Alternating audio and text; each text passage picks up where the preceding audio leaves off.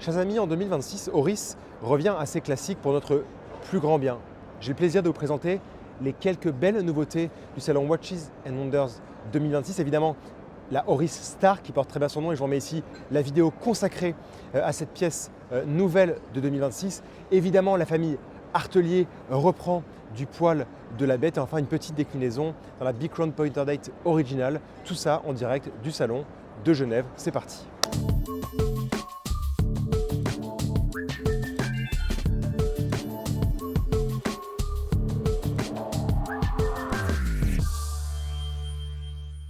Et avant de commencer, chers amis, n'oubliez pas de vous abonner pour ne rien manquer de cette folle semaine. Comme je vous disais en introduction, la star du salon, c'est évidemment la Oris Star et son histoire de statue horloger. Nous avons consacré une vidéo entière à cette nouvelle pièce et je vous la remets juste ici. N'hésitez pas à vous y rendre maintenant ou à la fin de la vidéo. À mon sens, ce qui est très intéressant cette année, c'est le retour chez Oris qui a été amorcé déjà en 2025, le retour aux bases solides de la marque, aux bases qui font plaisir, aux bases dans lesquelles on a confiance. Ici, la collection Artelier avec une 3 aiguilles, une pièce face de lune et indication 24 heures. Et enfin, le retour du calibre 113. La 3 aiguilles est une pièce extrêmement simple. On voit que les flancs de carrure ont été largement retravaillés.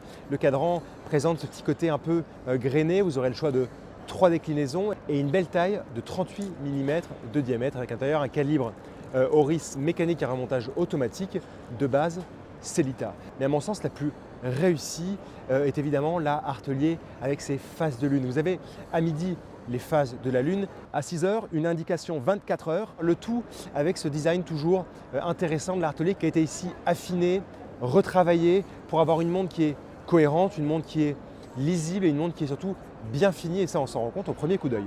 Cette montre-là présente un boîtier en 39 mm de diamètre avec 3 couleurs de cadran, ivoire, brique et bleu nuit. Fait très intéressant et à ne pas négliger. D'ailleurs, dites-moi ce que vous en pensez dans les commentaires.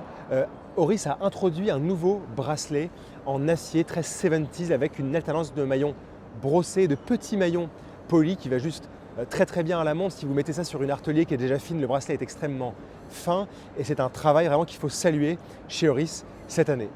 Comptez 1 750 € pour une 3 aiguilles cuir, comptez 2 300 € pour une face de lune sur cuir et 200 € de plus pour chaque modèle avec bracelet acier.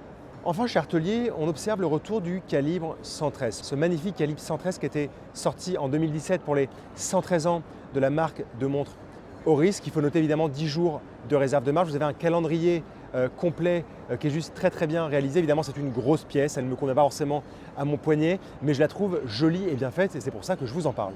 Vous la trouverez en 2 couleurs, sauge et ivoire. Comptez 6 150 € pour la version cuir et 6 350 € pour la version acier.